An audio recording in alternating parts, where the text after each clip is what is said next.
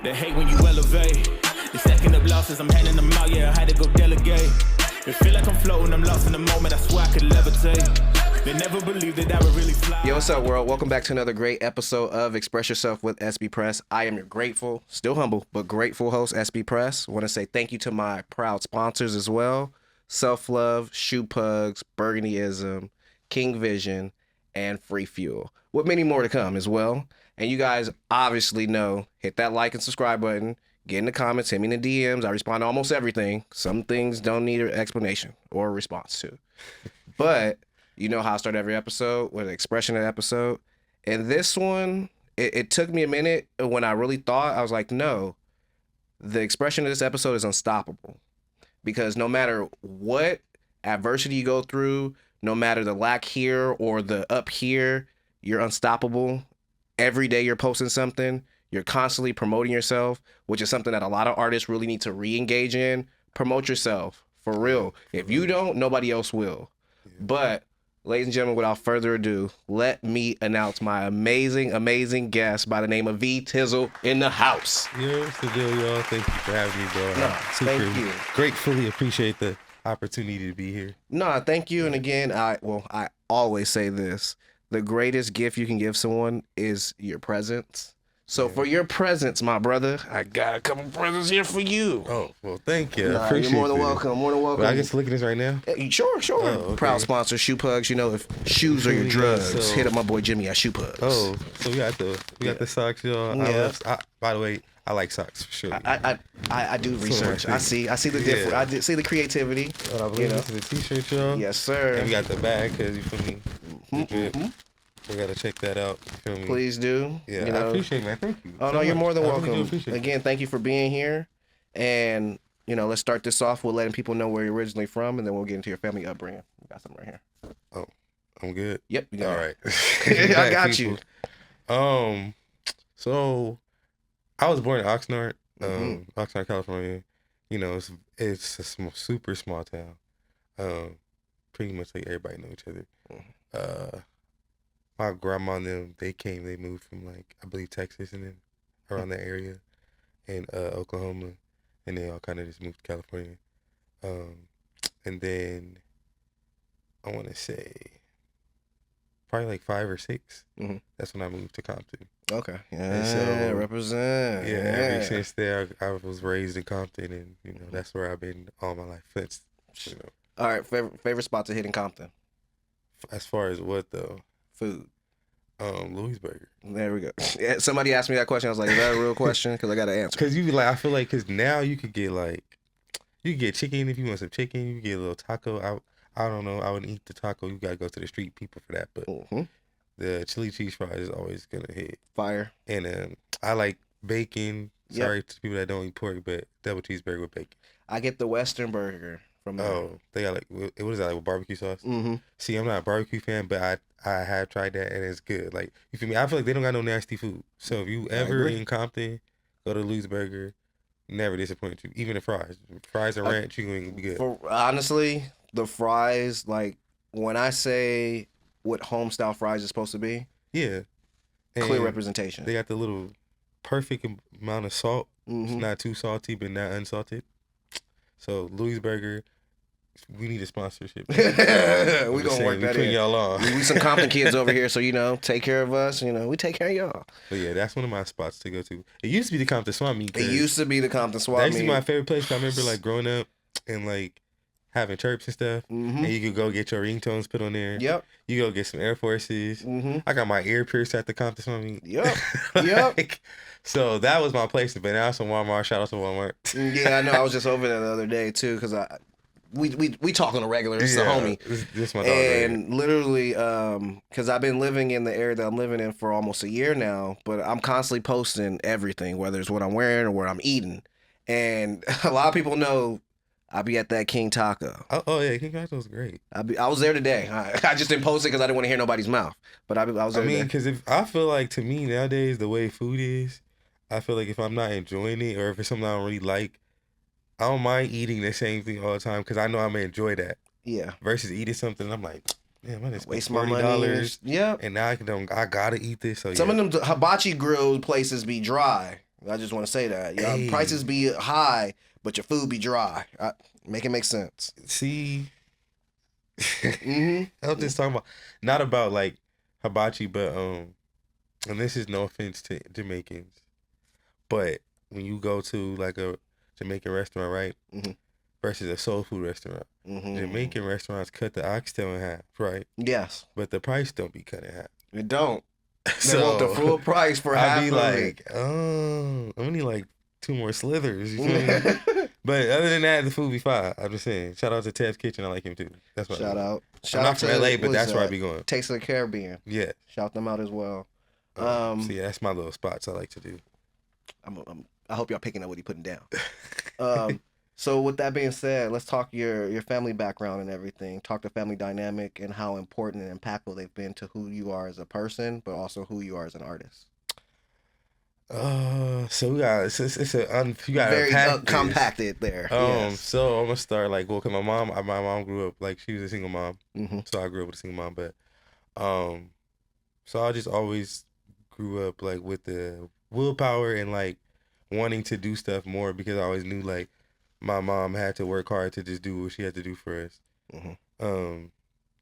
And so that kind of motivated me at an early age to always kind of just do what I wanted to do and like get a job, because I believe I had a job like when I was 16. Yep. So I'm just like, so I think like first time I heard no, I'm like no, and I'm like, okay, I need to go make my own money. So yeah, grew up with single mom, and then like I said, we moved here when I was 6 turning 7. We moved here to Compton, and then kind of grew up in different spots. But most of all my life I've been in Compton, and then I would go back and forth to Oxnard and spend time with my grandma in the summertime. So it's pretty much kind of like that, and just being in school, and then this is mostly my grandma and my big sister. Like I call her my sister mom, because like I was always with her when I was a kid. So people used to think I was her son. I'm like, no, it's my sister. And now it's funny because her my nephew looks like me, so they think I'm his dad. Same thing happens because I have a sister who's a year younger than me. We look like twins. Like to the point to where I got tired of people saying, "Where's your twin at?" And it's the same people that's asking me days prior, and I tell them the answer. I'm like, "Man, she over there somewhere." I feel like when people have something set in their mind, they don't care. Right. So you twin. Pretty much. And I still get to this day when I post her or pictures of us and stuff, people are like, "Damn, you didn't tell me you had a twin." I was like, "Cause I don't have one." Duh. But no, the genetics and the gene pool is so like heavy within us that my niece looks like me. So a lot of people like the same question: is that your daughter? Like, no, I ain't got no kids, but pretty much I pay for everything. Well, not discrediting anybody, but I'm a definitely uncle. Active uncle. Very Uncle active Dad. uncle. Like and you know, and not discrediting anyone, but my niece has both her parents in her life. My sister and father to the child are not together, but just because that void is there doesn't mean I can't fill that void as a very supportive uncle. Especially because I'm an uncle too. I don't know about having kids anytime soon, but see, you can have, you can be the uncle, take them out to go eat, and then go home. You take them where they belong, back to the parent, and then I can go to sleep. So I ain't gotta worry about no kids. Yep. No, I used to get my niece like sugar rushes and then take her back to my sister. See, now that's when they call you cussing y'all like they don't want to go to sleep. It's like, my bad. I'm the fun uncle, so that's what I like to be fun uncle. But yeah, so kind of grew up. I went to Willard. I went to all Compton Elementaries. I went to Whaley. Went to Dominguez High School.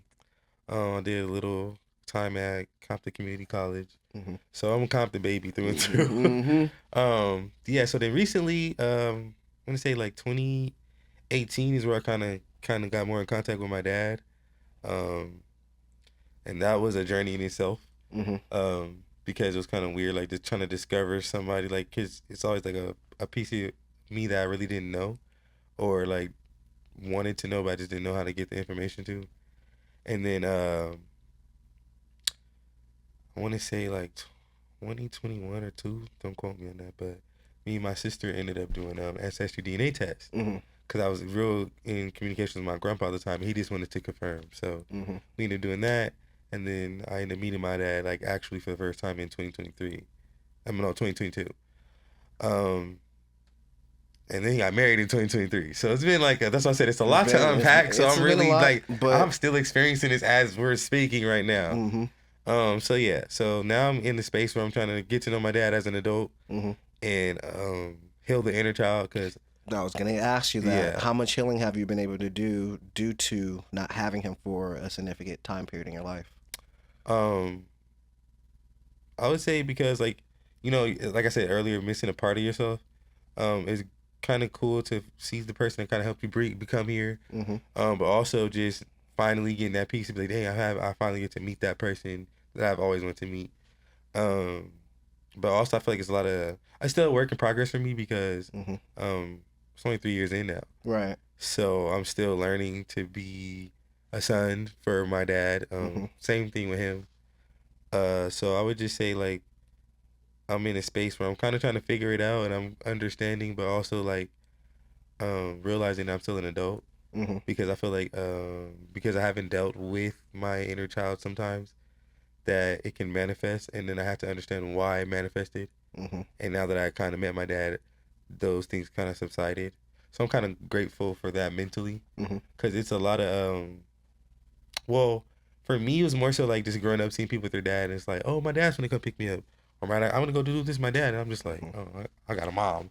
No, shout out to my mom though, but Yeah, like, I know what you mean. Like, so just to have that where you can just finally have somebody to talk to, like, or like when I want to ask my dad about certain things, just from a man's perspective, I can call him, ask for stuff like that. So it's cool to have that type of connection as well. mm-hmm. But it's very new as an adult because I've gone this far. I'm 34 now, so Mm-hmm.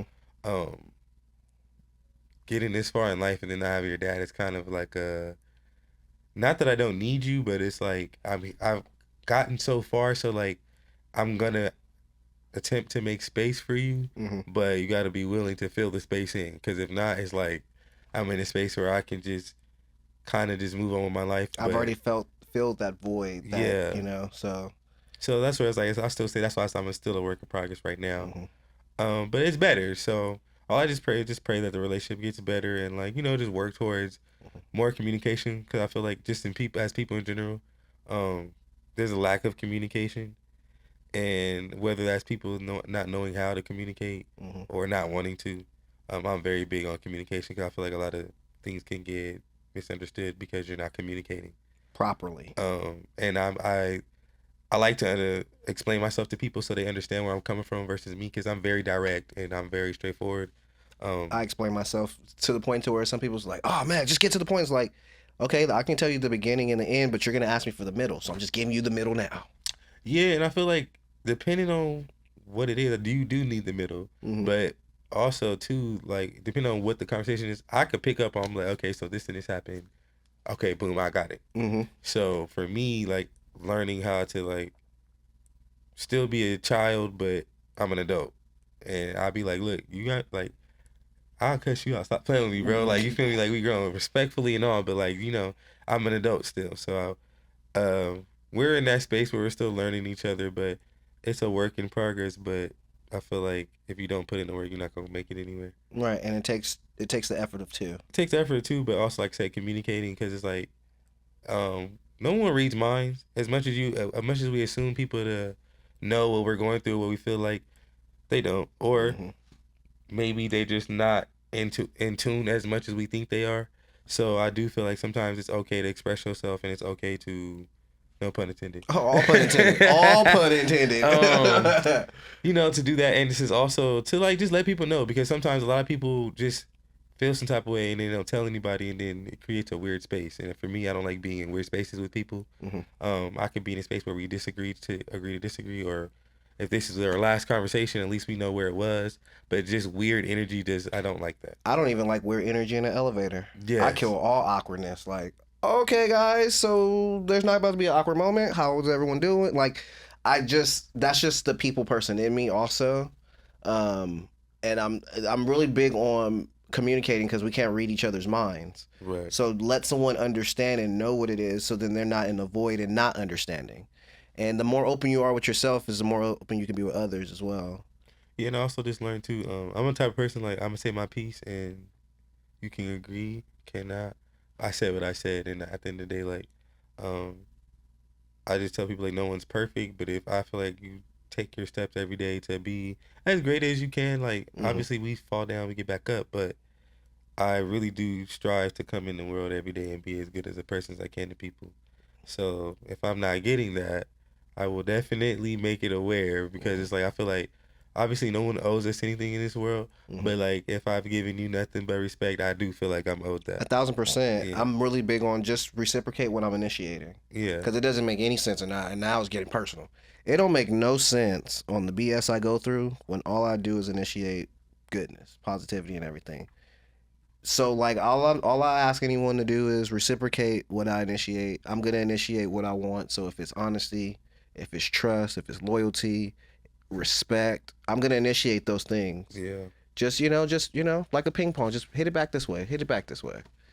Cause I mean, at the end of the day, everybody's a person, and I just feel like you got to be as best as you can for other people, even though sometimes, cause like there's times where I'm like I'm not okay, and I'm not doing my best, but that has nothing to do with nobody else, and like so I can't go in the world and like spread that to people or get upset with them. And then sometimes if we have our days where we might be a little more snappy with people, but you got to be like in a mindset to where you can check yourself and be like, hey, listen, like I'm probably tripping out, or like I could calm down.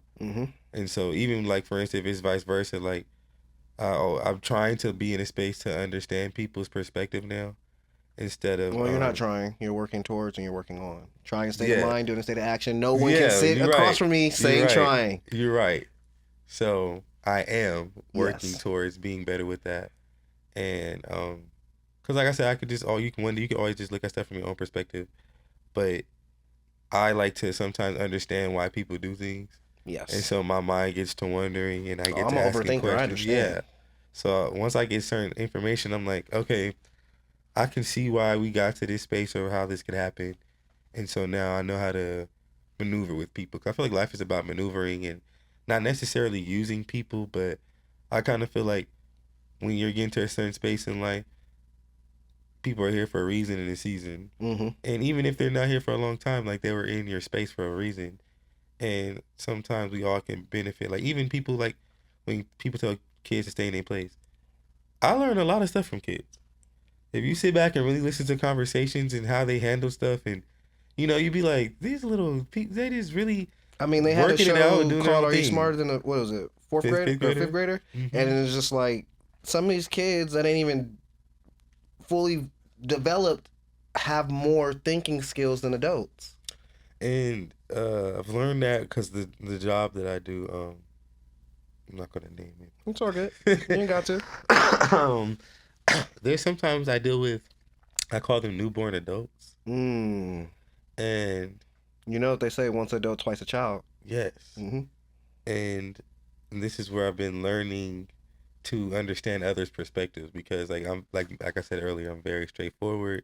My mind, like somebody tells me something, my mind's like zzz, this I have to do this. So obviously everybody's brain don't work like that, but because I'm in the management position, it kind of frustrates me when I have to like reiterate myself. But I had to, like I said, these are those situations where you have to be like, this person's mind isn't where my mind is, as frustrating as this is. So if I can be of some type of help to change this person a little bit, I'll do it, even though it gets on my nerve.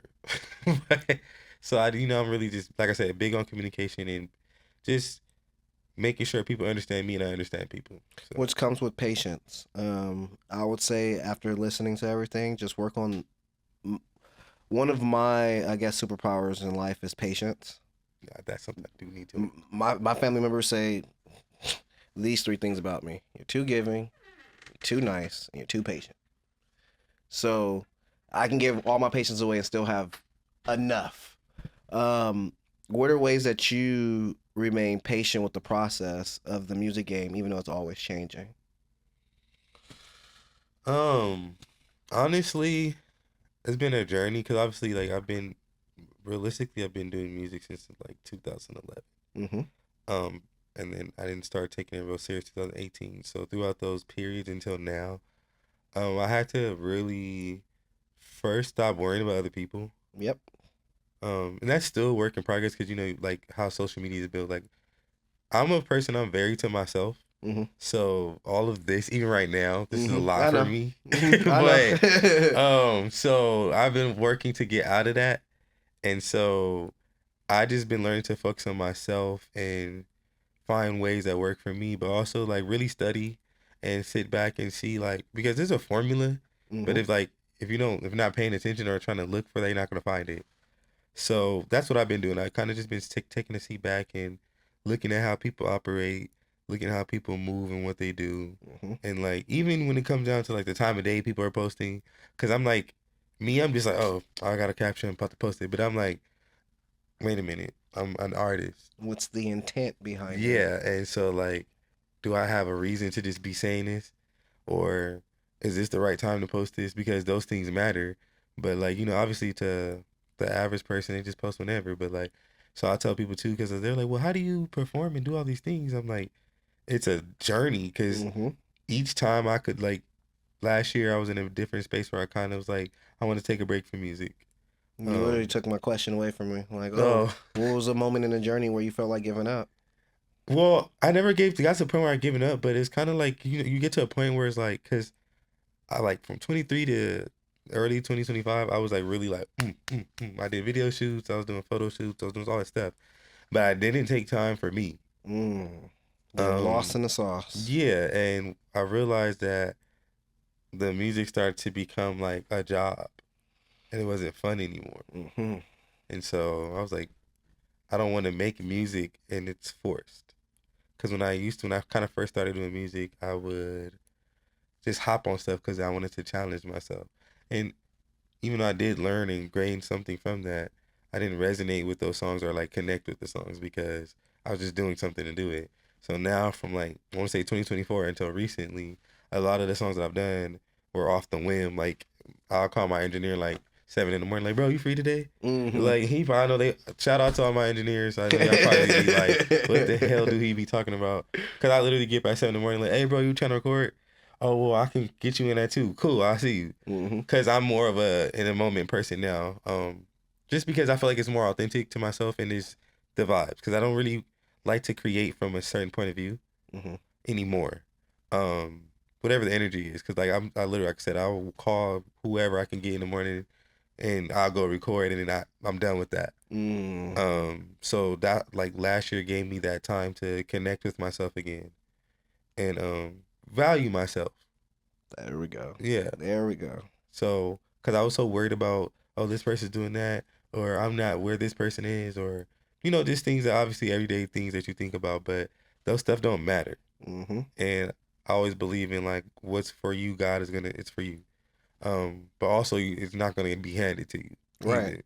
So, really I had to lock in and focus. And so I took kind of like last year, and this year was like getting my feet wet again, but it's more like a refined version of myself because I understand not only myself, but how to use social media a lot better, how to utilize TikTok a lot better, just to do things differently. And I'm not like so lost in this like wilderness about it. Mm-hmm. So that's why I kind of appreciate that little break to myself. Because I feel like when I worked on my mixtape in 2024, I really did. I went from singles to mixtape to video shoots to like not really no time for me. Mm-hmm. So I was just like, wait a minute, pump the brakes. I'm not competing. Obviously, I am competing with people, but as of now, I'm competing with me and just growing and getting better than myself. Absolutely. So I'm at the space where I'm like, okay, this is what you need to do, and this is what you need to follow. And also, one of my homeboys named Emo. Shout out to Emo. He just put me on to a lot of things and like just changed my perspective on how I look at stuff. So I'm grateful for like those encounters and conversations because I don't know like how I would be thinking now if I didn't experience those things. With your mindset and everything that you just said, I have to ask because it seemed like you're teetering into this subject matter, but how important is it as an artist to be open to constructive criticism? I think it's very important. Reason being because obviously when you first start music, I think everybody goes to this period like, can't nobody tell me nothing, I'm the shit, da da da. We all go through it. But you Bitch, I'm have zooted in, booted. Yeah, I'm fresh as fuck. Yeah. You thought See, I was shout out to playing? the music. You thought I was playing? Yeah, like that. But then also you get to a point because you're not always listening to yourself in the way someone else experiences it. Mm-hmm. I always tell people, like, especially I have a lot of friends that do music, I always wish that I can experience my music from someone else's perspective. Mm. Because sometimes people hear stuff that you're not even paying attention to. Or like for instance, when I'm in the studio with my engineer will be like, either one, like I got one named K Riggs and another one Project J. When I'm in the studio with them, they're looking at the chart peak and doing all these things. I'm just seeing colors and stuff, you know? Yeah. So you have to listen to people, because now obviously there's people that will, oh, I don't like this and I don't like that. Mm-hmm. And I feel you have to determine whether it's constructive or whether somebody just is being them either shit talking or being picky from their own point of Is view. it construction or is it criticism? Yeah. And also there's a lot of people that talk and do all this and be like, you should do this. But if I was like, you go in this booth right now, write a hook, write 2 verses, and record it today, all in one day, a lot of people can't do that. Right. And I want people to start challenging people to do that, because I feel like people see like the video shoots and they see the photo shoots and the clothes and all of these things, and for the bigger artists, the women and clothes and money and all that. But for people that, how do I say this without sounding disrespectful? For people who put a little bit more heart and soul and care and time into their craft, it means something when you actually sit down and you write your hooks and you learn and listen. For me, when I record new stuff, I go back and listen to my old songs. I always think like, well, what could I have done better? Or like, there's a lot of stuff that cringes me about my old music, but nobody else knows this is just me your personal thoughts. So like, I always try to do what I felt like I didn't do or on that, or usually I have like about 5 people I send stuff to before it comes out. And I'm like, what do you think? I'll be at the studio, because like that's the perfect time to hear people's feedback, because I could change it, right? Yeah. And then I have moments where like, there's certain songs I have, like, why would I? Like, when I made that song, I was solid on that song. I didn't need an opinion. Like when we got done recording it, I'm like, I made this? Like, you know? Just take a step back and like, yeah, that's me. So I just kind of feel like, I always tell people, especially when you are in a space where you're unsure, to really, that's the time you seek information and you seek help and criticism, because those are like those, I feel like, changes that could be little, but could be so monumental to how you move forward and do things. Because people think like I say, I intake a lot of information and I listen to the stuff, and people say the smallest things, but it mean a lot to me because that was something that clicked into my mind. I have one engineer I work with named Steve. When I was working back with him around my mixtape time, 2024, he we vibe very well in studio. But I have a song called "I'm Back On" with Ashby from the Vixen. Shout out to my dog. Yep. He made me do the hook 8 times. Maybe he just wanted layers. No, it was layers, but also because like I was at that point where I was experimenting with like sounds, but I wanted my song to sound full, and like, cause I'm like, how do I get my song to sound like these people on the radio, and what is that? So we're like, I was in that space at the time. So he was teaching you stacking and everything. Yeah. So and also I have a singing background, but I've been more so focused on rap. So that kind of plays into my rap a lot. And so he's like, we did like maybe 3 takes. I usually do like 3 just to have a sub or whatever. He was like, let me get one more. And I'm like, okay. So I'm like recording it. And Ashby's like literally sitting on the couch. She's laughing because I'm like, I'm like, I speak with my face. So if I don't talk, my face will speak. Everybody who know me know how I am. So I'm just like, it's a window. So he sees me and I'm just like. And so we listen to it. I'm like, okay. He's like, you doing one more. I'm like, all right, he pushing it. So I recorded again. We listen to it. He was like, can you whisper one more? I'm like, you pushing it. All right. So I think we're done. He was like, I know you're annoyed and you're pissed off with me, but do one more. He's like, just like kind of be low and just real swaggy. I'm like, all right, bro. Like, do you want me to stay in here? Like, so now I'm getting every time I do it. So then he's like, go outside, go smoke, do what you do, come back. So I go outside, come back. And I'm like, oh, okay. I like this. You know, you almost took me there, but like, if he didn't challenge me to do that, like, I probably would have never learned to record like that. Cause I would have never thought to stack. I always stack vocals, but 8 times. But it was worth it when you actually hear it. But like, he blended it so well, you don't even tell that it's 8 stacks, but it was necessary. So like, that's why it takes me to my point of really like letting people challenge you and letting it be the right people, because there's people that say stuff just to say stuff, but there's people that really want to see you succeed and do better. So you kind of got to take your head out your ass and listen to people. 1,000%. And with having a singing background, was it hard for you to transition from singing completely to rapping, or are you still blending the two? So funny enough, I haven't done anything really officially singing since I've started music. Cause singing was more so when I was a kid and like maybe middle school stuff like that. I sing normally just like every day. Like my head's like a jukebox. I hear songs all day long. I don't know. Shout out to everybody that hear that. So yeah. But it wasn't. It was more so the way I want to express myself. I feel like singing couldn't do it because like I like if I were to sing like Maya, it's supposed kind of like Chris Brown, Usher, people like that, right? Mm-hmm. And obviously the way I feel, if it's like aggressive, I can sing that, but it's like it's not the same thing It's as not translating. yeah, like and then like with rap, I can like change my voice. I can rap fast. I can have triple, double entendres. Cause I like making music that's funny, but also like what the hell did he say? So that's where I feel like you can be like an acrobat, I say, and you can have fun and be creative, artistic. Even like because people always talk about because like I like to do party music, people would say, or I just say I'm a vibe, and reason being because when I go out, that's what I want to do. Like I'm not a gangbanger, so I'm not gonna be talking about shoot the club up. I am not I'm not a drug dealer. I've had my times where I have to do, but that's not me anymore. So I'm a vibe, and whatever the energy is, I want people to have fun, dance, and feel good. So that's the music I want to resonate with. I saw that with the performance. Yeah, I well, saw thank that with the you. performance over the weekend. Sorry I couldn't be there, but I was there in spirit. Yeah. And I say you killed it because Thank you, everybody man. made sure to let you know that you did. Yeah, and that's all I want to do it for. Like, cause I'm an Aries. If people, I don't know if people believe in astrology, but like if you look into astrology, It's Leo season though. It's Leo season. But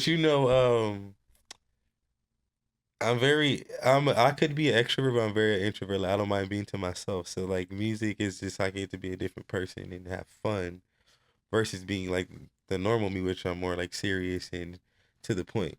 So it's kind of like I get to be two different people, but still make people enjoy themselves. Because at the end of the day, I was like, for me personally, doing music, obviously I would love to have a hit single sometime soon. Anybody, but the ultimate thing is to make people feel good. Because like I remember when I used to go to parties and stuff.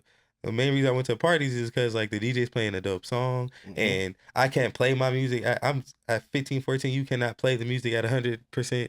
Your mom gonna cuss you out. For sure. So it's like, you get to hear loud music. So like, I just like people to feel good when they hear my music. So now that I'm at that point where like I understand what that means, it's more so like perfecting it each time I drop something. I'm telling you right now, listen to the music, Yes. watch the videos, and get a feel of who he is, not just as a profession, but as a person. You're dope. Thank you, man. So regardless, shout out to you too, man. Thank you, man. It's a work in progress. It's a work in progress. I can be a head case, but I'm definitely worth the work in progress. I always tell people. Yes, sir. When it comes to music and stuff, can you talk about some hip hop artists that have influenced you and your sound? Yeah. So funny enough, like I remember I was like I want to say like 5 or 6, and I heard Uncle Luke.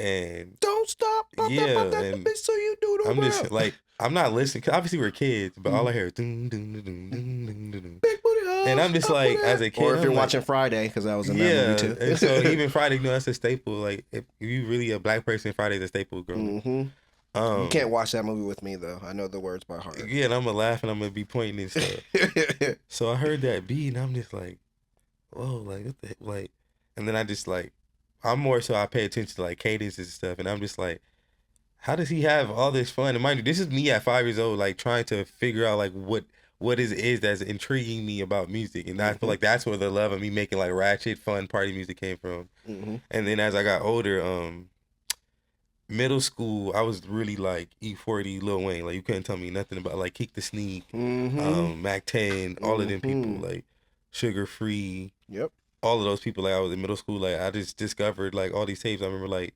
shout out to Gangsta Strippers by Too Short. Like I discovered that song, and then like obviously I heard Too Short back then, but like it made me go look into his catalog, and then I just started listening to like all these things, and I'm like, oh I went to high school in Pomona, so Sugar Free. Yeah, yeah, I so get to personally see him and see what he's talking about. yeah, so Yeah. and then I just like that, like, and it's not about because they talk about stuff completely different from me, but it's the vibe of the song that they give you. Hmm. Obviously, they be saying some out the way stuff, but the vibe, right?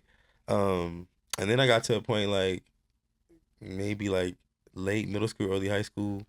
YG came out and like Tyga and all these people. And so like I just remember there's a period of time where YG just made like everything was just a party song. Like anytime you drop something, it was a party song. That's a personal homie of mine, and I tell a lot of people, go listen to the song "Girls That Love Me." Yeah, that's a classic YG song. If you really like That's listen to him. yeah, yeah. And so I started to listen to YG, and then like I think I got to maybe I want to say like 11th, 12th grade, and that's when I really started to kind of pique the interest of like doing music. So I mean, we had like a rap book in school. Like a couple of my friends would write in it, and then like every day we would just rap to each other.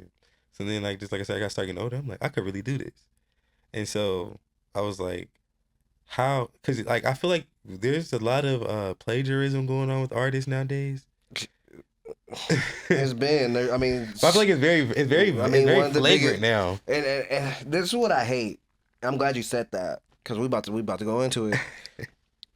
I feel like people let certain things slip with certain people based on liking them personally, and the profession is what should be the drawing point. Like, I don't want to give anybody a pass ever, especially when it comes to plagiarism, not writing your own stuff. Like, give that person the opportunity. They may make it, they may not, but using them to take their lyricism to paint this facade, like, we can't be doing that no more. Yeah, because I used We to can't be think, doing that no like, more. you feel me? Like, I look at, like, 'cause social media and stuff, like I said, growing up, people had to earn their stardom Yeah. and really grind and get out there. And I say this to say, like, shout out to anybody to how you get it, right? Mhm. Because if whether it's luck or went viral, that was for you. Mhm. But just the playing field is a lot different these days. So I'm trying to find that path to like be inspired, but not plagiarism, right? Mhm. So that's where the inspiration come. I'm like, because I was really a YG listening to, like I said, in Too Short, and those are like people I really listened to for a while. So like my rap style would kind of be, I would say, a mixture of Too Short, YG, Uncle Luke, but in my own way. Mhm. Because like I said, there's one thing to be stealing and then to be inspired by, and I Absolutely. understand that. Absolutely. So yeah. And I'm glad you're paying homage because a lot of people will be like, oh, this is just me, blah, blah, blah. And it's like, I don't listen to nobody else but me. And it's like, so how did you learn your flow pattern? How did you learn that was a sound for you? What were the sounds that you were incorporating to incorporate this into yourself? Right. Those all matter and stuff because everybody has an origin story and everyone has their form of inspiration or who inspires them. So Yeah, I'm really big on making sure that homage is paid. Well, I mean, because it's this saying, they say nothing's new under the sun. Hmm. But there are some people who do things and introduce us in a way that we never seen it before. It wasn't like, I'm going to say, for instance, like when I grew up in an era where like Drake and Nicki came out, right? Hmm. At the time, Drake was from Degrassi. Hmm. Nobody took him seriously. But he just the music was good, right? Then you have Nicki Minaj, where she comes out of nowhere like just wild, animated, but people didn't understand it. I remember her "Can't Stop Won't Stop" track, Right. remix with Wayne. And that was for a female wise, it's kind of like I never heard a girl really just like rap like that. Like we obviously had Little Kim and we had MC Light, but MC Light is a little not my era. Hmm. So me growing up, it was like it wasn't a girl doing that, and it wasn't a guy like making consistent hits like that on the level that they was. So it's kind of funny to see. Fast forward, we're in 2026, Hmm. and the clones we have of people and how much like flack they had to get for now people to come in and just do it, and they're like, oh, I love this. Hmm. And it's funny because even with like say Drake is a person that has gave a lot of people opportunities. And I know people are probably gonna watch this like, I don't like Drake and he likes it. Like this takes me back to your point of the music and the career versus I don't know Drake personally to not like him, Mm-hmm. but I never heard a bad song by the man, right? So when the whole like little beef and stuff happened, I think what I don't like about it for music was, for me personally, it's the first time I seen where like the music industry kind of really picks sides. I mean, Like there's been I'm a other hip hop head, so like when it comes to the whole rap battle and the beefs and stuff, like I had an issue when it was Meek versus Drake. Because if we're talking skill for skill, if we're talking lyricism, if we're talking plagiarism, we're not talking popularity contests. Who likes me because of what I look like instead of what I'm delivering to the world and why I'm even here, the significance of why you even know me. Like, and I'm not saying like, oh, it was a wash and anything like that. But if the thing is, hey, I'm better than you because I write my own stuff, then all the popularity contest stuff means nothing. It's just what the basis is. So at that time, if you're reading this, it's Too Late came out and all that. So all the reference tracks, all that stuff came out, and it's just like, dude, he had you on Rico, and now we're finding out that wasn't even like he paid you to be on this stuff, and it's not even. So it's a lot more in depth with me. Let's just put it that way. So the second go around with him and Kendrick, I just wanted to say, here we go again. Let's see how this goes and stuff like that. Because now you're being popular, being the most popular person at the table don't matter at this point. It doesn't. And that's why I said I'm more so like the battle was great, but like I think they didn't make me pick or choose people. Mm-hmm. Oh, I chose. I'm sorry, I chose. I'm just I chose. I'm an even person when it comes to stuff like that. Just because it was just like this was like one of the first bars in a while that actually woke up hip hop. I think. Mm-hmm. I think hip hop in general was like kind of complacent. And this is when I say this, I don't mean to offend anybody, but I'm just really big on writing. Mm-hmm. Because you can obviously if you have 10 people helping you make a song, I would expect a hit to come out. But for people like myself who I'm not asking people for lyrics or things like that, and I'm sitting in my car at 3 a.m. and I'm like, oh yeah, like this sound cool, like I like this beat. I don't think like for somebody to recite something and for somebody to actually create it, I think it's just a different experience. Absolutely. And I feel like it should be a different appreciation. Reason being is because, like I said, if you got 10 minds, that's you're pulling the best parts from 10 different people. Mm-hmm. I gotta sit here and be those 10 different people and be like, this sucks, this is good, take this bar out, move this word doesn't fit. Nobody's telling me to do these things. Right. So when people say like, oh, well, it's easy to write a song, I'm like, if that's the case, we would all be, every week somebody would be rotating for #1 on Billboard. It wouldn't be Taylor Swift for 10 weeks straight. Right. It wouldn't be when Jay-Z drops, he's occupying all of these spots. It wouldn't be when Kanye randomly releases something. You feel me? Like, so I was like, y'all say that to say like, it's so easy. And it's not. Like, even to hear a hit, right? I feel like, I feel like I've had a hits probably I wrote, right? But at the time, I don't have the financial resources. I don't have that team to push me. The machine to push me. So it's like, it's more than what we see. I feel like people don't give enough credit to independent artists. I agree. Because you don't have all of those assets to do. Like if people are blessed to have a following on social media, that's the way they're pushing themselves and making themselves known and booking themselves. I feel like, from my experience, I can't speak for other, but probably people have similar experiences. As an independent artist, obviously you have to pay your way to get through things, but like you're paying for everything. Nobody's really trying to help you when it comes to that, because it's like everybody's like, if you don't have the clout, it's really no benefit for me to help you. They don't look to see like the potential someone could have. And granted, no one owes you that, right? Right. But it's more so like, I feel like nobody's looking for like the superstars or the people that really want to make music. They're just like, oh, you're viral right now? We can make a couple bands off of you. Popularity contest. Right. I seen it. I don't even want to say the brand or anything, but I seen it online to where there's a particular brand, and they're like, oh, if you don't have 10K followers, then we're not trying to do business. And I'm just like, 10K followers in the fake life? Because I got 10K in real life. Like, make it make sense. I'm a walking billboard for crying out loud, and I You're have always other. you're always doing stuff. Yeah, I'm always promoting. And so that's why I say like people don't value, like for instance, you're not independent artist, but you're an independent journalist, you're independent, all of these things, interviewer, right? Hmm. So it's for the same thing. Somebody could be like, oh well, you're not Whoop-De-Woo on Channel 7, but who's to say I can't be tomorrow or next week? But because you're putting out that energy towards me, I can no longer attach myself with you. And people, because I feel like you go through this period where a lot of people are like, oh well, you're an artist and you always think somebody hating on you. Just like, because not that you think these things, but when you start to sit back and you see the conversations and you hear what people say, you be like, well, damn. Take your 10 closest friends, right? Mm-hmm. Take their phones and go through their liked stuff, and I guarantee you most of the stuff that they like is bullshit. And that's what I mean. I don't have to even see the full video of what someone's doing to hit the heart button. I don't have to see or hear the full video for me to put fire emojis and stuff, because it is fire, the everything. Like, I'm really that person. I get up every day and see how much more stuff from other people I can like genuinely.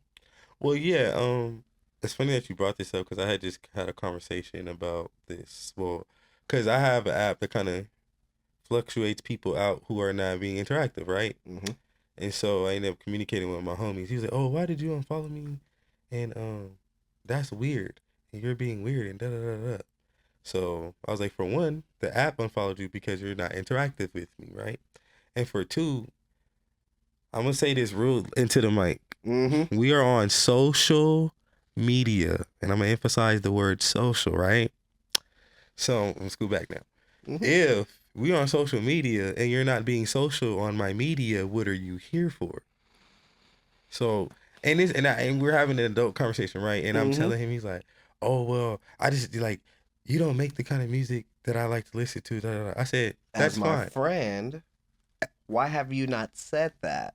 Thank you, because I could take honesty, right? Right. I'd rather you be like, well, I don't really still listen to your music, because I can respect that. Everything's objective, right? Mm-hmm. And I like, obviously, I may not like that you don't like my music, but I can't be like, hey, like my music or else, Mm-hmm. right? Or you could. I could, right? But you feel me? So I get that. So like in my head, I said, well, I would respect you saying that more so than just being weird with me. Absolutely. And he's like, well, why do you think it's weird? I said, because for one, for instance, you have friends, right? And I could see my friends liking somebody else stuff, and we all do the same. Like, a lot of us do the same thing, right? Mm-hmm. And these are real things that go through my head. But like, obviously, I got to check myself and be like, for one, nobody owes me anything. Right. But there's a lot of people, like for instance, I don't use wigs or anything, but if my friend is selling a wig, it doesn't take me nothing to repost it and like and share it to my story. Support. Because some girl might see my story and need a wig from her, right? Mm-hmm.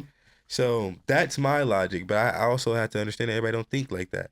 But I try to, if I can, educate somebody to do that. So I was basically telling him like, well, even if I don't like or I'm not participating or I'm not using something, I know that that person is trying to strive to do something. Mm-hmm. So in my mind, a like doesn't cost me anything. Social currency, depending on who you are, like if you're not Beyonce or somebody, it don't matter if you post somebody. It's not going to hurt you.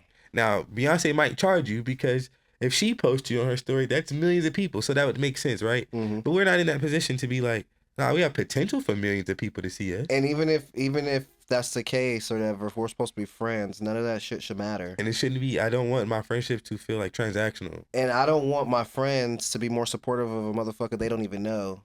And like, you get what I'm saying? Like, I hate that. Like, and it is what it is. Like, you'll idolize and worship someone who doesn't even know of your existence instead of your homeboy or homegirl that's working on making a way, and that could actually be great for you as well. So like, and I tell people all the time, I'm a social person, not social media, even though I have to post every day, contractual obligations, just is what it is.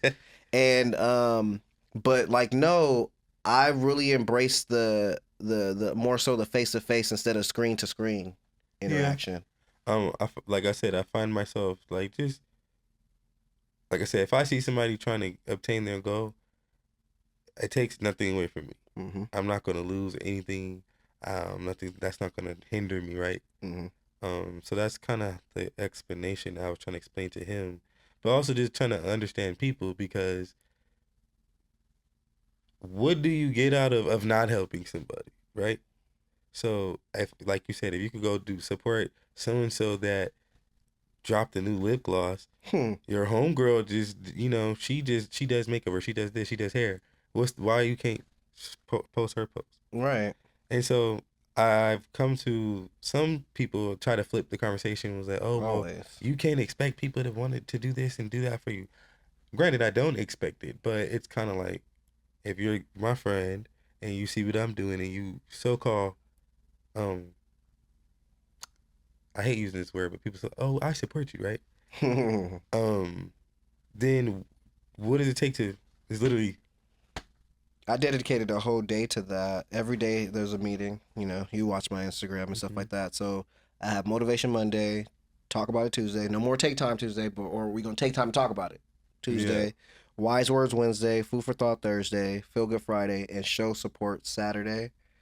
Show Support Saturday, I literally will, nobody even got to ask. I'll just literally repost people things that, especially people that are doing things bigger than themselves or for others than themselves. And then just show support like that. And I literally only give myself one day of the week, which is Sunday, Self-Love Sunday.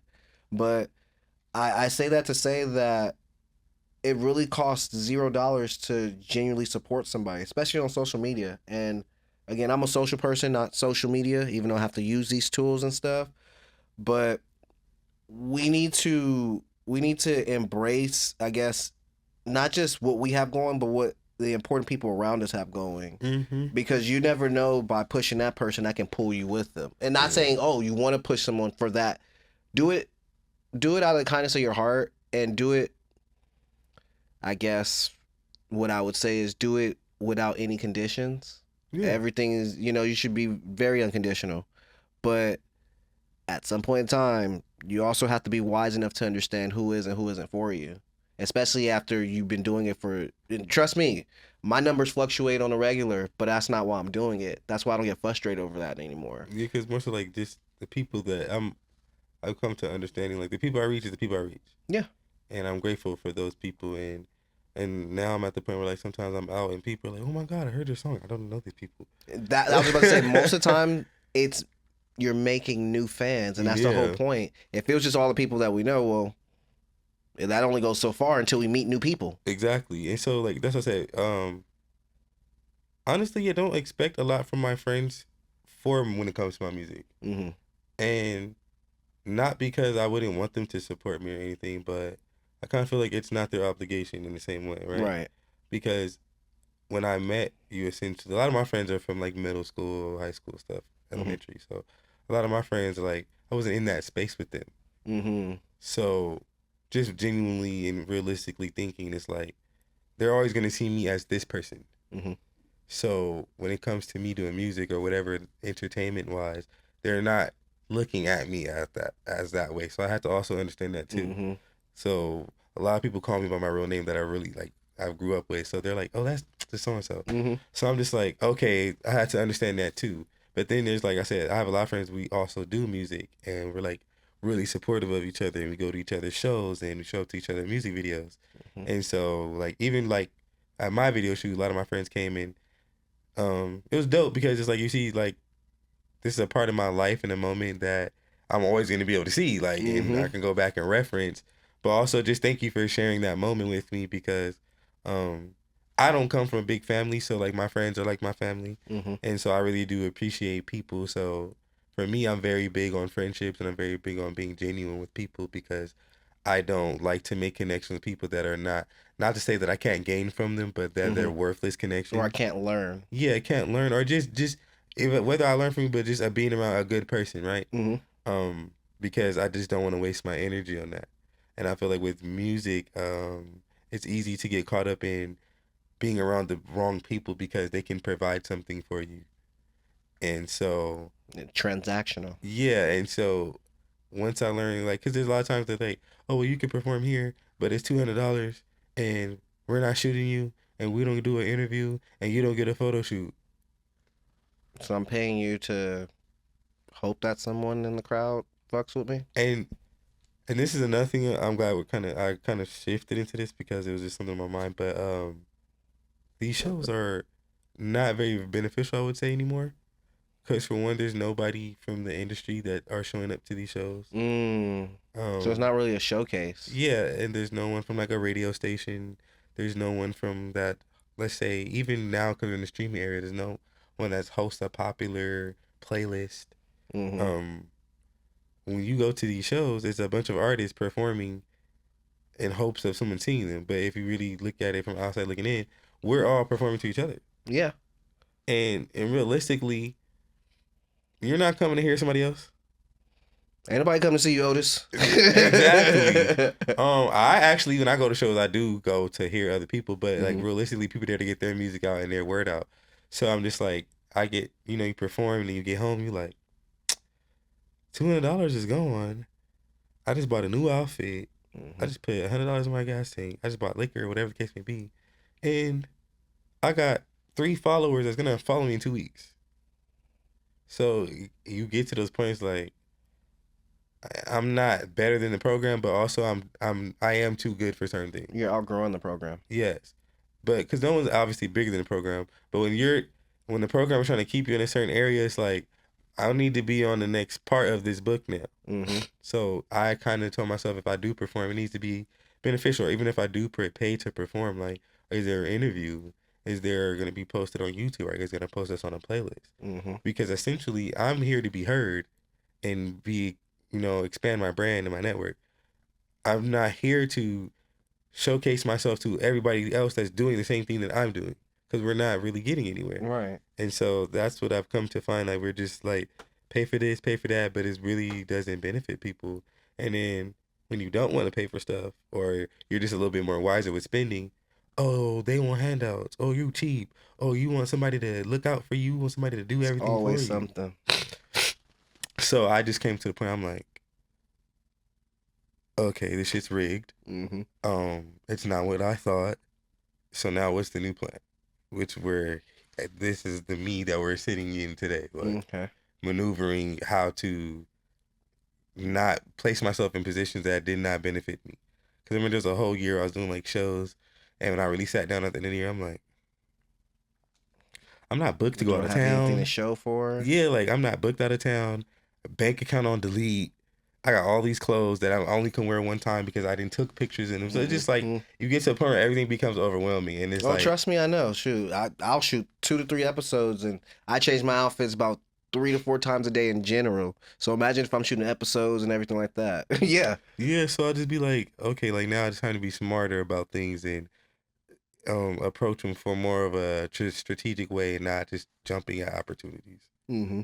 So, if you know this, or if you don't know this, I got an amazing segment called Blast from the Past, where I curate a few, things on this screen. And, I just want to be my past. Yeah. I want to know what these moments and individuals mean to you. Okay. Let's see. Boom. Oh, this was a photo shoot I did, I want to say like maybe 2-3 years ago. Shout out to the photographer. She's really dope. Her name is Madison from Dallas. She was really dope.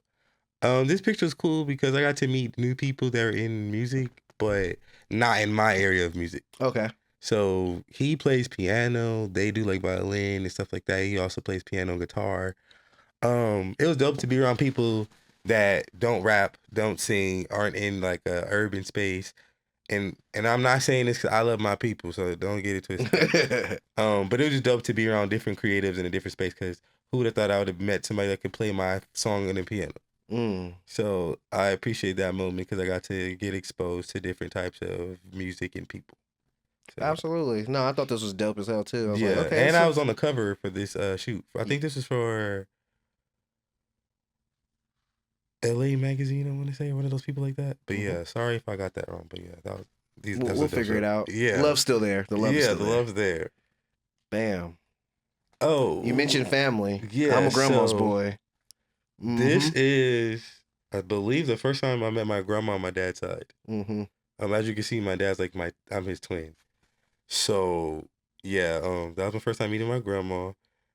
She was literally a blast from the past. She is a spitfire. Like, she be running her mouth and talking, but I love my grandma. But yeah, that was me meeting my grandma for the first time on my dad's side. I think that was like my second time meeting my dad, so this picture's funny. Mm-hmm. Yeah. How impactful was this day for you? Also, I have that McLovin shirt too, by the way. Shout out to Target for that. Yeah, shirt. yes. Like, That was a birthday gift for me many, many moons ago. I love Napoleon Dynamite. So yeah. Mm-hmm. It was dope because I know my other grandma on my mom's side, but rest in peace for her.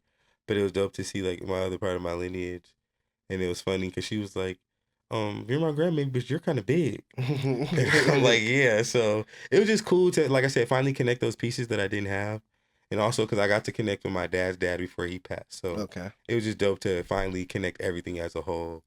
Um, and it was also just cool because like I've never got to hang out with my grandma as an adult on my mom's side, so it's cool to hang out with one of my grandmas as an adult and have adult conversations. Because it's different being a kid and having a grandma, but like when you're a grown adult and you can have a conversation with an older person, it's like you get those conversations that really stick with you and you take with you through life. So I just appreciate the dope family moment that I probably would have never thought I would have had, or just, I would have thought that would never happen as a kid. So yeah.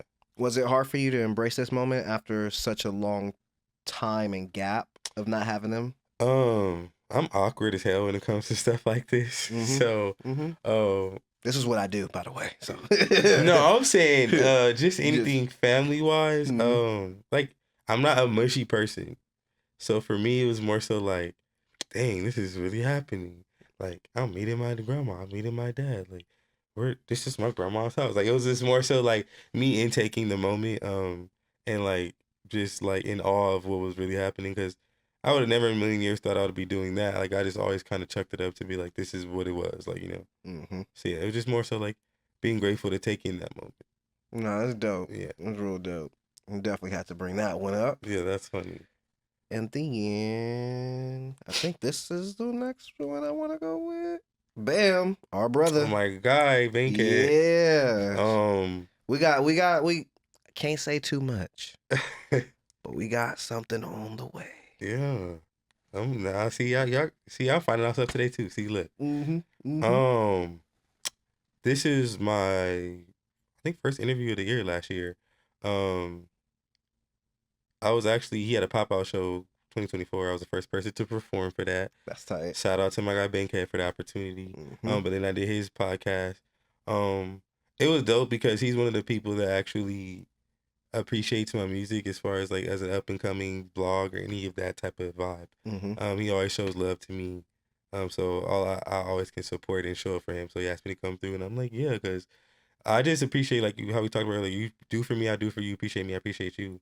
And he didn't know me from a can of paint, and he took a chance on me, and like since I've met him, always been super supportive. So and this interview was funny because he was asking me stuff that nobody usually was asking, and so I was like, oh. I'm gonna have to fight people after. Yeah, I seen it. So yeah, that was a dope interview. Yeah, I appreciate it, bro, all the time.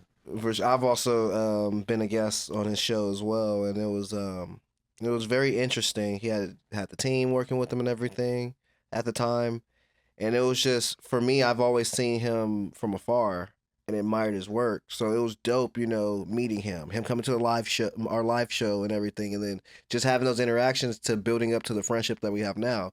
It's almost not a week that goes by to where it's like, hey, we working out this Thursday, and we was on that type of time, hitting stairs, all different type of things, Balboa Park and everything, and we getting back to it and stuff. But yeah, I have a lot of admiration and love for him and everything he does, and I want him to succeed. Period.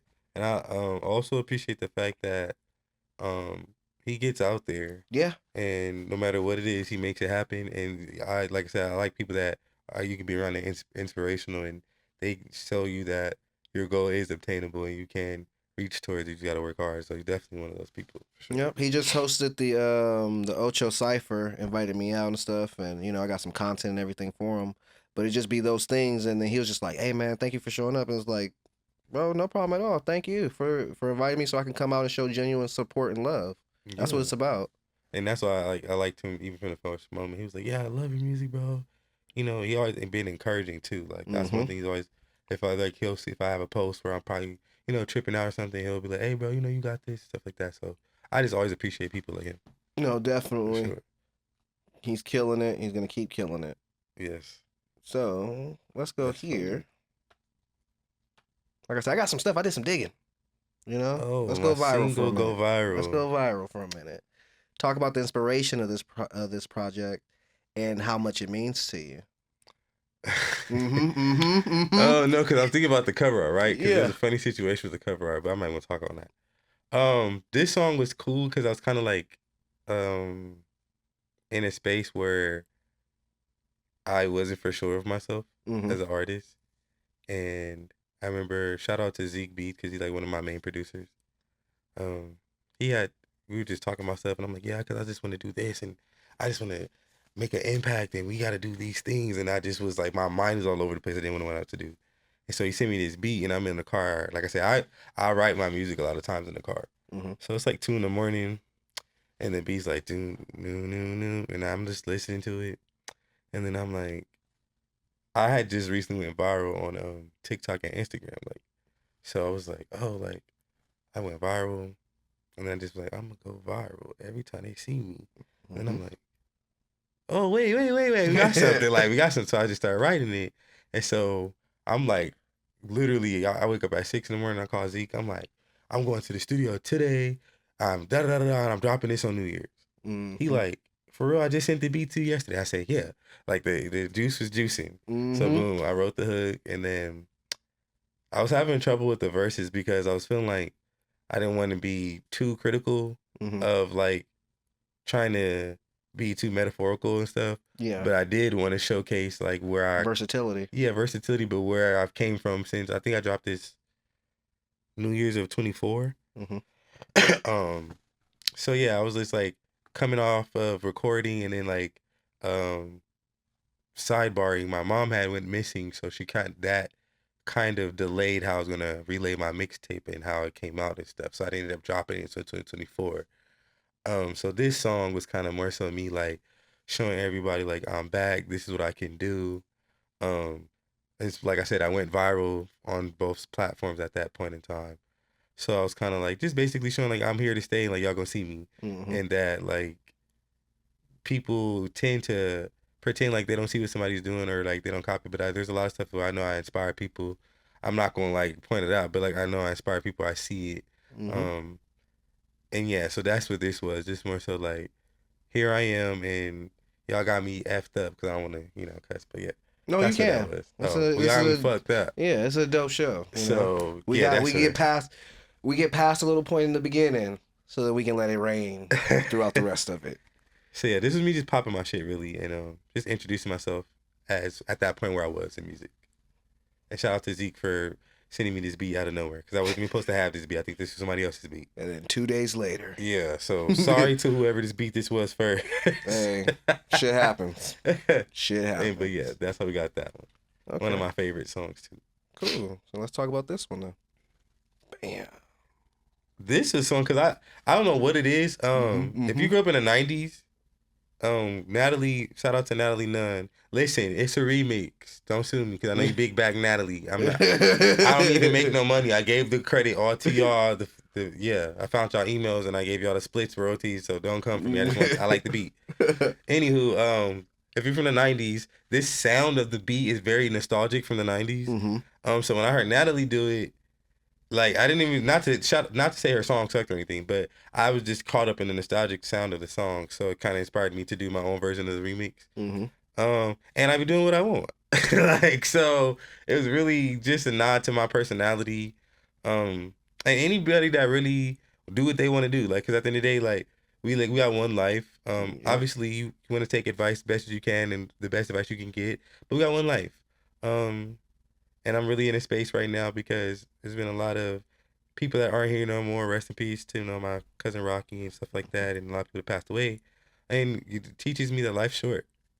And you can't worry about what everyone else is doing and what everybody else is not doing, or what people think you should be doing, or even like when it comes to relationships, anything like that. Like do what you want to do.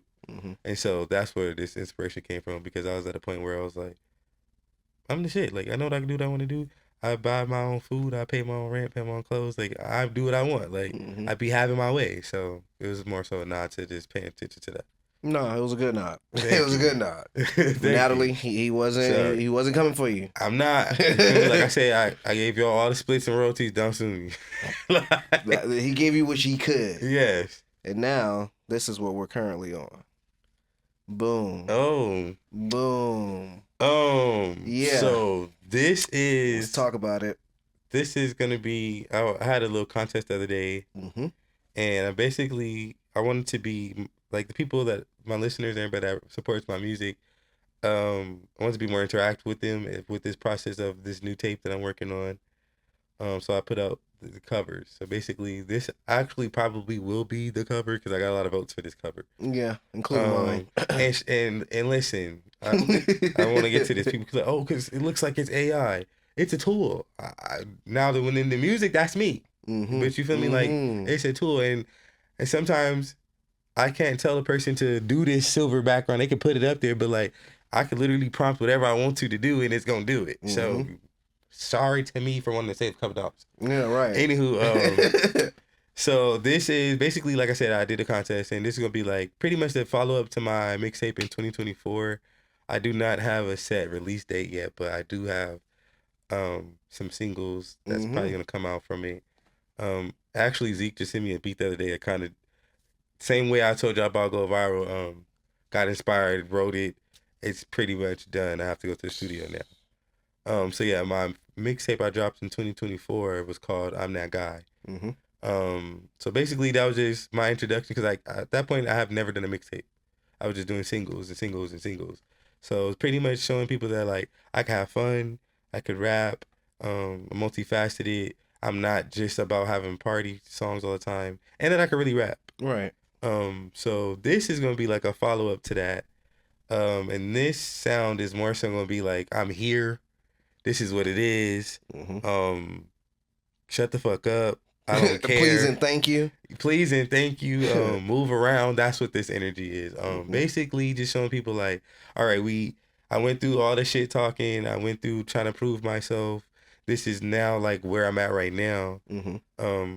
I'm deciding if I want this to be a trilogy or not. Because I'm kind of feel like that actually would not be a problem. And it just depends because like I don't even know. I'm deciding between 4 to 8 songs, right? Because you getting there, and I'm like on the cusp of asking. Yeah. Do we have a single that we can talk about coming from this? Are we still keeping some things in the bag? We do have a single, but because I'm trying to figure out like all this, like my last project had a vibe, this project has a different vibe. So I'm like, I want to figure out what's the best way to lead. Okay. And I don't want to lead from like what I feel like. I kind of want to more so lead like what sounds right sonically. But possibly like the beat I was just talking about, that may be the lead single.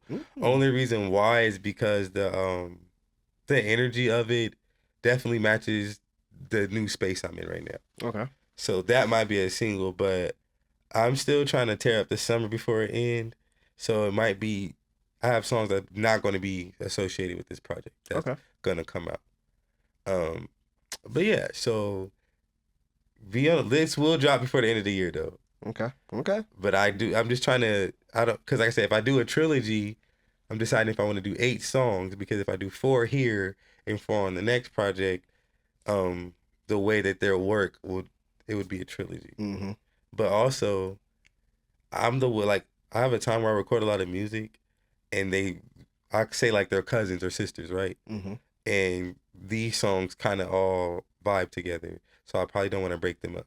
Okay. So yeah, but this is a part of a possible trilogy, and then basically, like I said, explaining where I'm at right now versus the last album, and the confidence is up, the looks is up, the energy is up. I'm more solidified in who I am as a person and an artist, and I wanted to display that visually and lyrically. Now, when it comes to your artistry and your sound and stuff, or just a state of music, there's a lot of artists that get into the game or have aspirations of getting into the game for what they can get out of it. What do you look to contributing to it? I would like people to be educated more when they're into what they're getting into. Obviously, I'm still learning as I go, but I feel like if I would have knew certain things when I first started out, I would have avoided a lot of things. I would have avoided a lot of people too. And I would have not wasted so much time. Mm-hmm. Because a lot of people say stuff because it sounds good to say, or it's something that they may be able to get off of you, but you're not. You're so just green and thirsty to do stuff. You don't think about it like that. So I would just want to make people more aware of what they're getting themselves into and who they're dealing with, and tell people to really use their discernment when it comes to dealing with people in this industry. Mm-hmm. I'm not super in it, but I've had my dibbles and dabbles, and it's just a lot of shady stuff that can go on.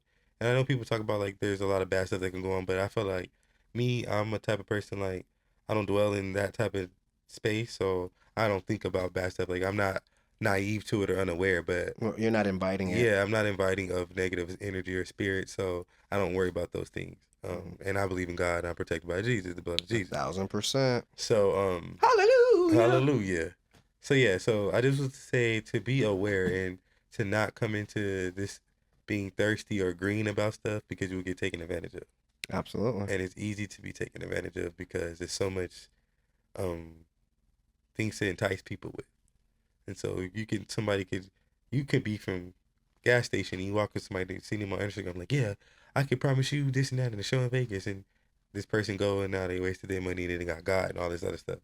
So yeah, just use your discernment and be aware. That's what I would want to contribute to new incoming artists to understand. Okay. Yeah. So we unfortunately are at the positive period of the podcast where I Yeah. ask any and everyone that's sitting across from me, whether you're talking to a younger version of yourself or someone else out there that's suffering in silence or hiding their hurt so they could possibly persevere and heal from it, what would those words of encouragement be? It's a little rough, but for me personally, how I get through things and what I would suggest for someone, you have to be real with yourself in whatever situation you're going through. I know it sounds weird, but if I'm experiencing a difficult time in life, I talk to myself and I go over whatever that situation is, and I try to at least have the most understanding I can, or pray for strength and understanding and willpower through the situation. Um, I think a lot of times stuff hurts more when you're in denial of it, Mm-hmm. or whatever the case may be. You're just not accepting of the situation, and I think that's what either causes the pain or the trauma or the stress more, because you're not being realistic with yourself. And we all have an inner child, so I kind of say like, if you are experiencing stuff and your inner child isn't healed, please work on that. Um, because as an adult, it's easy for it to manifest, Mm-hmm. and it can hinder you from and block your blessings because Yep. you don't want to grow up and be an adult that lives with a chip on their shoulder. And I know people, there are probably people are that do that, but I just believe you don't have to be like that, because I really do believe in even whatever bad situation I've been through in life with, or things that may have changed me as a person. Um, I always believe in things happen for a reason, and it is what it is, And it ain't what it ain't. and it ain't what it ain't. So we can never go back and change things that happened. So just be understanding that time heals, and it's okay to be upset or angry or mad or whatever it is, but don't dwell in that space. Don't stay that way. Yeah, because I feel Don't. like we're human, so I feel like um, a lot of times we try to be strong and we don't like to deal with emotional things, but that's how we're wired. Where that's a part of us. So the more you ignore it and don't deal with it is where the trauma begins to spread and hurt yourself. So I hate crying, but I know there's times where like I have to get that out and I have to be real with myself and be in the mindset of, okay, like I'm hurt or I'm sad or whatever that is. Give myself time to go through that, but also be like, hey, look, bro, you got things to do. You got people that love you. You got stuff that you want to accomplish, and this one situation is not going to be your last situation. Mm-hmm. So understand that we got life is ups and downs, and we go through things that we don't like and we don't understand. But I always ask for strength and willpower and understanding to get through the situation. I'm right there with you. I'm working on not taking everything personal, even though I believe everyone is intentional in what they're doing before they do it to a certain degree. You said it, not me, because if I say that, people be like, "Oh, bro, not." Listen. No. Listen. You know what you're doing. You do. We're adults. And so at this point, I have to take you back to the prehistoric phrase of them all, because I was raised two ways, and it's kind of scarring me right now in this moment presently. Treat people how you want to be treated, or treat people how they treat you. That's the messed up mindset. But I want everybody to just treat people how you want to be treated. And even if you don't get it back in return, it's okay. It wasn't you. So don't beat yourself up over it. Yeah, I was just talking to my best friend about that. I was like, because that was where my cousin and her sister passed. So I was just telling her, I was like, I always believe in, you can be strong for other people, but if you and your foundation is not good, you cannot be good for no one else. Yep. So, and I had this dilemma, like, people are like, oh, you got to be the bigger person. And realistically, fuck being the bigger person, right? Mm-hmm. But I had to learn that it takes more energy for me to give out the same dumb shit that someone else was giving versus me just being like, all right, you got that one. Mm-hmm. Because I'm not the first or the last person you're going to do that to. Right. And like I said, I've been very big on learning my discernment. Mm-hmm. And when I just feel like the people energy don't match with me, it just don't match. And that's okay. I don't hate you or dislike you, but we just don't rock. And we won't rock like that because we don't match, align spiritually. I'm the same way. Once I realize that my presence is a problem, I take it away. And even I've just learned this recently. Sometimes that's a problem. So it's just like, I thought by an individual having this disdain for me to just give that person space away from me. But that ended up becoming a problem, like, well, because I feel like when you're in situations like that with people, they don't really know why they don't like you. And so let's just say let's say you notice them not liking you and you distance yourself. Now it's like you give them the opportunity to be like, oh, you don't like me? But it's all them trying to test the temperature. mm-hmm. Because they had this disdain for you the whole time, but because you removed yourself, they're like, oh, you don't like me. So now it just feeds into making them right about how they feel. Or like I said, people like to test the temperature with things when it comes to that. And so I'm more so I'm gonna treat you how you treat me. And the reason why I say this, because it's the same thing, but I believe in actions, because Mm-hmm. I don't believe in 2, 3, 4, 5 times. Like sometimes it's one time. And the reason why I say one time, because we're adults. And obviously we all think differently, but essentially, if you do something that you know you wouldn't want done to you, it's not right.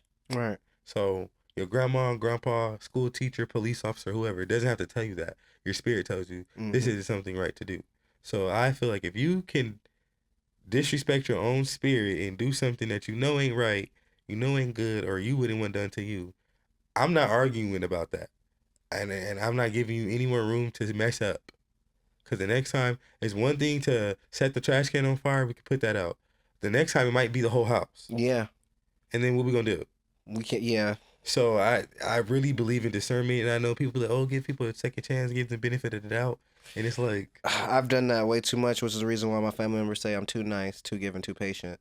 I give the benefit of the doubt way too much, and I guess it's just me having higher hopes for other individuals than what they have for themselves, or having expectations of them to, stop tripping over the same crack in the ground.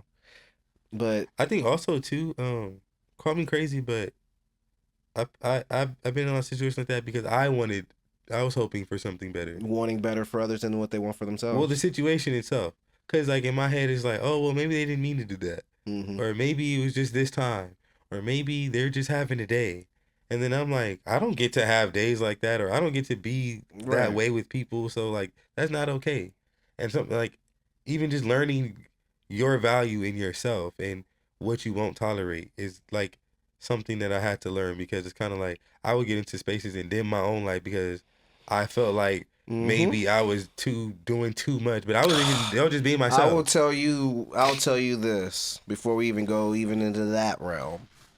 I was told not that long ago, maybe like half a year, probably leaving a little bit longer than that by somebody. It was like, oh, you know, they were eavesdropping on a conversation, just watching me have a conversation with someone That's from the far. worst. And like, oh my gosh, you know, you're too much.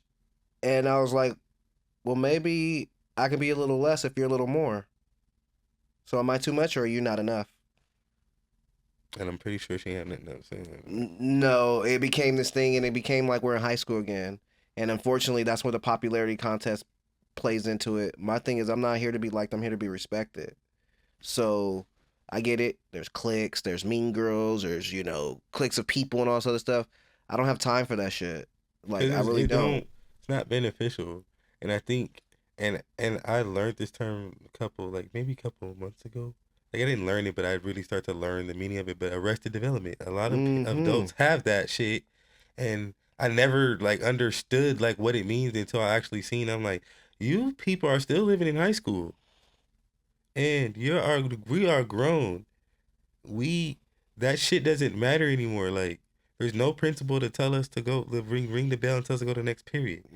So when I really start to realize a lot of people have arrested development, and I just be like, damn, grow up. Like that being popular is like to me, I think because social media is so in our face these days that people have this false reality, and being liked and accepted by people is like everything to people. But to be honest, respectfully, I rather you the same like I would like $1. Put some money in my pocket. So you know how you feel me when people get 1,000 likes on a picture, I'd be like, fuck, why I can't be $1,000 fucking? And I agree with you as well too, as far as the like people seeking to be liked. Like Yeah, and also because like I feel like because people will say like, oh well, don't seek to be liked, and I think there's a difference between wanting somebody to recognize and then wanting somebody to like you. Right. Because recognize is like, stop playing with the work I'm doing. I don't care if you don't like me, but this is good shit. Like this shit. You feel me? Versus like, oh well, I got on this necklace and I got on the drip that y'all said I should have, and I'm wearing Nikes and I'm doing all these things that you guys say I should do, so like me. That's not what this is. Right. Like, so I just feel like you gotta really get into that space with yourself to be like, I don't need these things. Or people. But also you do need people, but just keep your spirit open to people that want you around. I always tell myself I don't want to be around anybody that don't want me around. If I make you uncomfortable, please tell me because I will leave.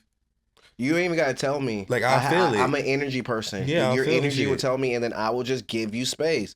But I just recently learned that's a problem with some people too. It's just like because they can't. It's damn like, if you do, those damn if you people they don't. can't control. Like in that moment, by you staying in a space, they were able to control you feeling uncomfortable, and they knew that you knew that they didn't like you, so to speak. But when you removed yourself, they don't have that power over you no more to make you feel like that. So people trip when they can't literally make you sad or be angry or be down. Like it upsets them because it's like, why are they not sad? The last person I did this to is sad. They didn't like that, and some people are sick. And they get off with that type of energy, and you know, so discernment once again, guys. People discernment. are sick. So I can go on if you only knew. I'm talking about a multitude of people. I know there's a few people that'll watch this like, oh, he's talking about me. No, I'm talking about a lot of people that the shoe could fit on a lot of foot. A lot of feet out there. But I always say don't wear shoes that are not yours. Like, I don't put on any shoes. I know it's a flip on the old saying, but like, I'm not going to put on something that's not for me. So, like, I've come to that space where, like, if it's not direct, it's not respected. Hey, if you don't say it to me. And then, like, because you feel me? Like, it don't matter to me. I think sometimes people get, like social media, right? Subbing. People sub people a lot. I feel like there's different categories of subbing. Because it's probably like a sub, I don't want everybody in my business. But I'm just speaking my mind. So I'll speak on something. And the person probably saw it. Oh, yeah. But it's not for that. It's not for the drama. Because at the end of the day, I don't give a fuck. Like, everybody know me. Like, if I have a problem, we're going to have a problem. Oh, yeah, I see it. Yeah, and I don't mind addressing people. I don't care if I look like the bad guy, the villain. I don't care about that. Because at the end of the day, if you make me the villain in your story, just make sure you give me the script. Hello. Like, let me read what I'm doing, right? So I just put myself in that space where it's just like, no, I don't need this. I'm grown. Like, ever just had that feeling where you like, I'm grown. What the hell? Why am I doing this? Yeah, I had that feeling a few weeks ago. Which is Yeah. the reason why we're talking about the subject matter we're talking about right now. So, yeah. You know what? I'm not going to even give that no more life. But everybody knows anybody that's sitting across from me becomes a repeat offender. Life is multiple chapters, and it's just one of them. Yeah. So I will definitely have to have you back, my brother. Yes, sir. And I would definitely also love to be let back. the world know where they can find you and your incredible music. You guys can find me on all platforms that you stream on, Vontae Malone. And you can find me on all social media platforms, V_TIZZLE. Once again, Vontae Malone on all platforms. Thank you, bro, for having me. And I can't wait for you guys to see this. And I hope you guys enjoy it and get a little piece of me and understand me a little bit better. Absolutely. And also, y'all know what to do. Hit that like and subscribe button. Leave a comment down below or hit me in the DMs. Express yourself with XPress. Thank you to my proud sponsors, Self Love, Shoe Pugs, Free Fuel, Bernieism, and King And it's Vision. good quality, y'all. Oh, great. You know me, I'm always quality. plugging and thugging. Always plugging and thugging. It's not going to shrink. Nope. After multiple washes, it still gets back to being intact. All right, you guys. See y'all next time. Hate when you elevate. You're stacking up losses, I'm handing them out, yeah, I had to go delegate. It feel like I'm floating, I'm lost in the moment, I swear I could levitate. They never believed that I would really fly.